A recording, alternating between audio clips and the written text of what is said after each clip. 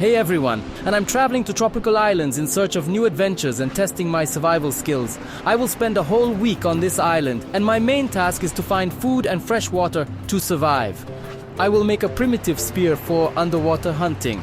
I'll encounter real danger in the wild jungles, and also make some improvements to my cave for a more comfortable stay.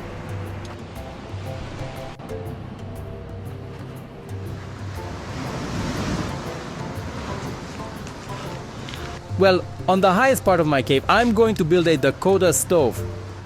For example, this balcony will be a great spot for my campfire. It's a good place. But when there's a big wave, it can break down my entire stove. Rain should also not reach my campfire because there's a large porch here. The cave is deep and I think it will be just right.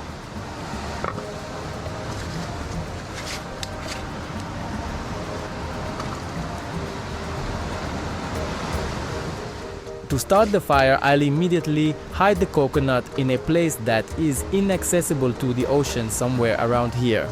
I'll place it on the upper shelves so that it can ventilate and dry properly.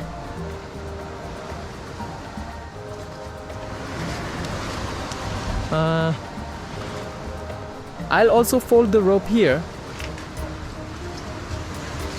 next to my previous rope in this niche. As for the large bamboo, I just need to break it because it has very thick walls. So there's no point in sawing on it with a knife. From this fragment, I want to make a bowl for collecting water. It's dense and sturdy, without cracks, and it shouldn't let water pass through. The main thing is to make holes here, but that will come later. Right now, I'll focus on building the stove. I need to split this bamboo fragment. The crack has started. I need to apply more force.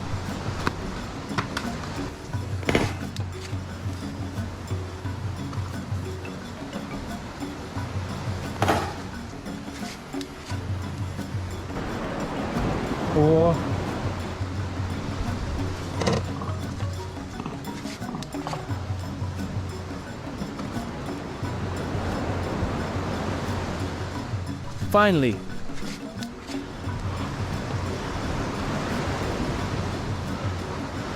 it's a very thick fragment. Now I need to remove these small cross pieces from the middle of the bamboo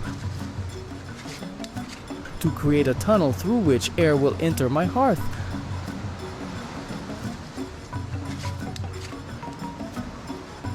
I'll use a knife and a small board as a hammer. I'll make holes here, and when I fold this bamboo together, it will become a pipe.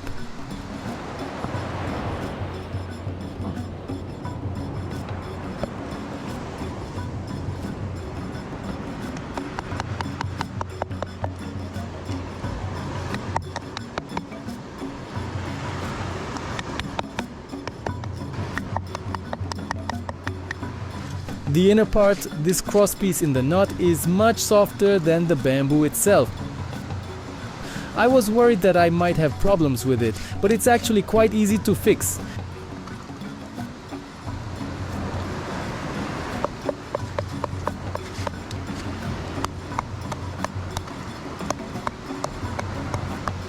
Here's a life hack. You don't need to damage the knife blade.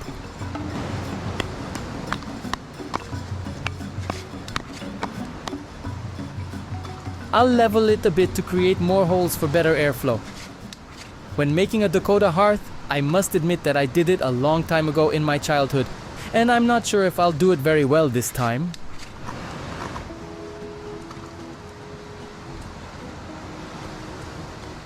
But usually, according to the rules, if the depth of your hearth is about 30 centimeters, the air duct should be at least twice as long, so 60 centimeters or a meter.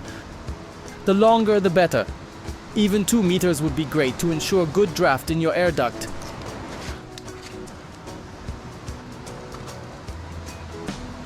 By closing it, you can regulate the power of your campfire. Great!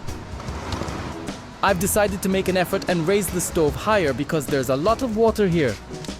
I'm sure every big wave will just flood this area, and it will always be wet, making it even more difficult to light the fire. So I'll probably make the hearth here, and I'll let the air duct go down like this.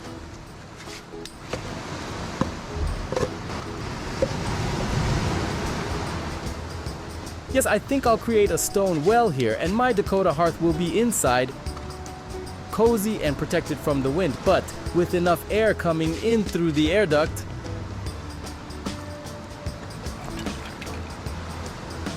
Okay, I'll start building the outline of the hearth itself, which is also not easy to do. I'm recalling all the skills from building Lego sets, playing Tetris, and everything else combined to set up my hearth.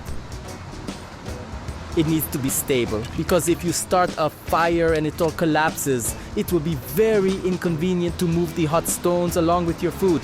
Everything should hold each other tightly and fit snugly.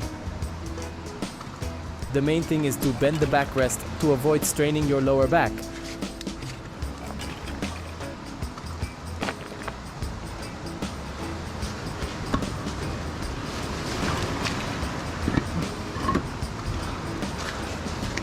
Excellent. I also need to close this opening and raise it so that the air enters from below and provides a draft. This well should be higher, and I need to extend the air duct even further. It's just the beginning. Well, at the moment, I've created this mini stove with the main air duct going here. And here's the hearth itself. I'll make it smaller so that I don't have to spread the firewood all over the hearth, but rather make a small pile and cook a small fish. I'll try to close it off as much as possible.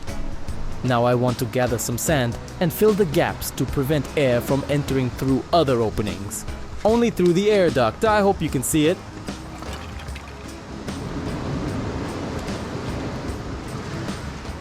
I've created this mini stove, and tonight I'll test it out. I'll warm myself up mentally and cook some fish at the same time. Let's see how it goes.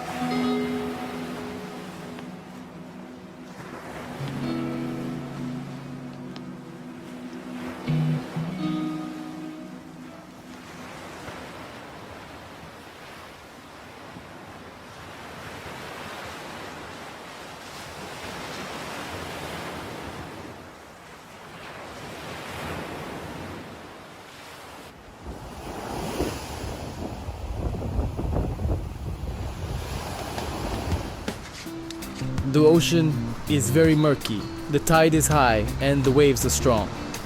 It's challenging to hunt in the muddy water. I couldn't catch any fish today. I've made the decision that relying solely on spearfishing will not work. Therefore, I need to make traps or use the spear for crabs or fish in cases when the water is murky.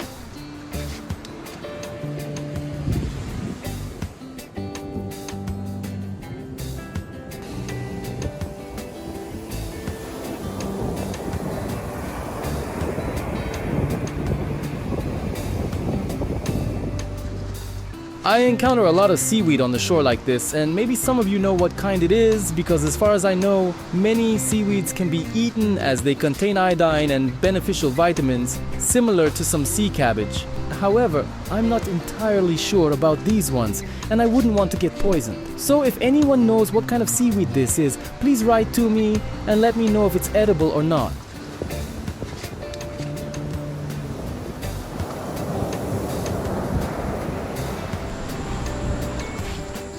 I could gather some vines to reinforce my beach chair. I could use plastic for that, but it's a long and uninteresting story. It's better to look for natural materials. Nature has already provided me with many interesting things. The main thing this time is to be more attentive to wasps, snakes, and other crawling creatures. Look at this vine, wow, it's cool.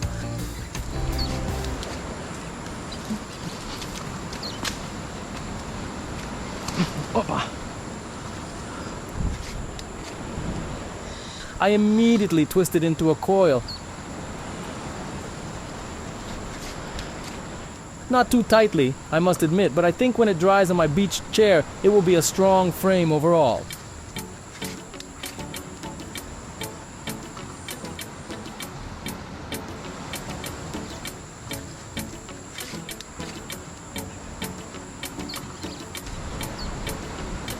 I'll leave it here and pick it up on the way back. Let's move on. Oh, it's slippery here. If I could find some container right now, I would gather some clay to build my own oven.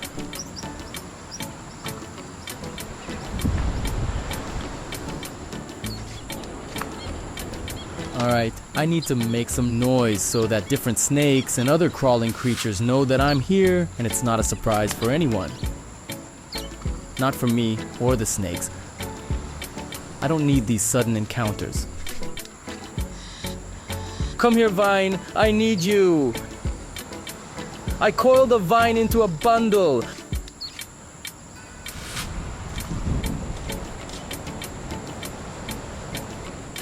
I also have another vine to weave my beach chair. Let's continue. Wow, it's so amazing here. If you could hear what I hear, the sounds of nature, it's indescribable. So many birds. By the way, it's interesting that I hear so many birds, but I don't see them. Interesting rocks. I need to look under them because if there's a coconut shell, there's likely a coconut thief, a big crab. I've seen small ones before. I showed them in a video. They were sitting in seashells. But when they come out of the shell, they grow up to 4 kilograms. Big ones. They love caves and rocks, and they always leave a coconut shell there for additional moisture. So there are no signs of them here.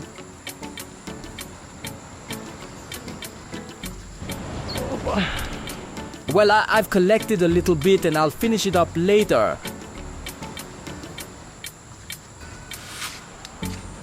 I need to separate them somehow. I slowly start braiding. I'll start from this edge. Vines are much more elastic than bamboo. It's easier to work with. I hope it will be strong enough after it dries and give some additional rigidity to my structure, not just weight. In any case, it will be denser. I mean the bed.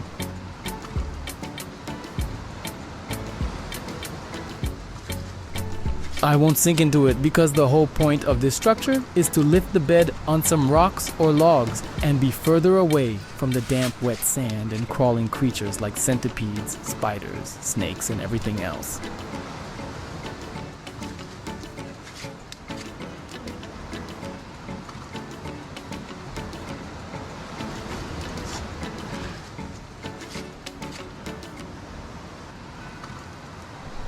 It will be much more peaceful to sleep this way, especially when little crabs crawl at night, and you keep getting startled, wondering if it's a snake or just a crab. That's better now.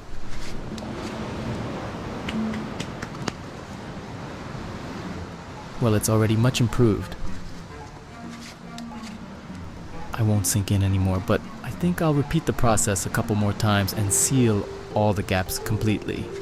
The beach chair will become sturdier and more comfortable, and I'll be able to lie on it properly without sinking.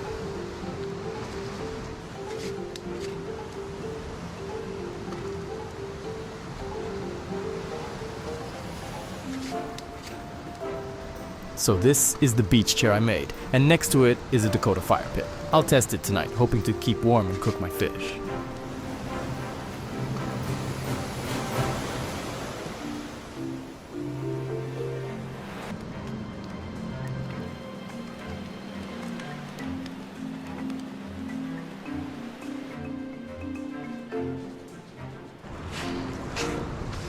I can't fall asleep at all. I don't know, the sound of the ocean is distracting and I have a lot of thoughts in my head. I decided to spend some time productively, take a walk, maybe catch a crab or a lobster will crawl onto the shore or the reef. There's a very low tide right now, about 2.5 meters from the shore. The water has receded, so there's a chance to find something extra. In any case, I'll take a stroll and then go to rest.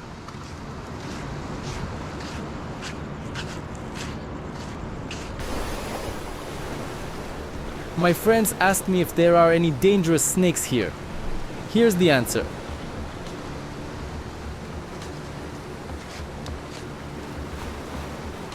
There's a deadly snake called the flat-tailed snake. About 1.5 meters long, black, blue, white in color. I won't touch it, just showed it to you. You need to be very cautious and attentive at night. Stay away from the snake. I've disturbed it enough. I'm leaving. Don't want to cause any problems.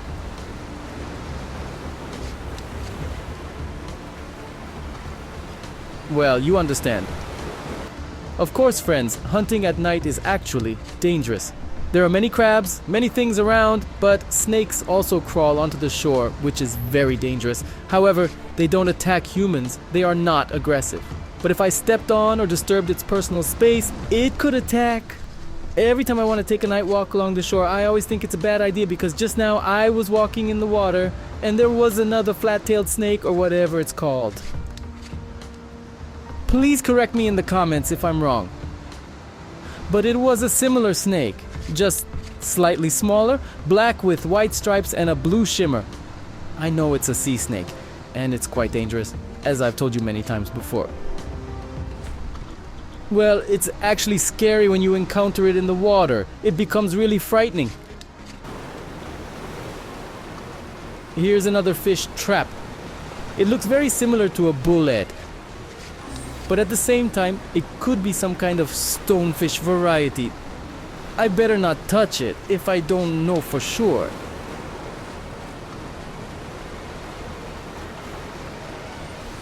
It looks like it's not alive, but it actually is. Oh, it jumped out.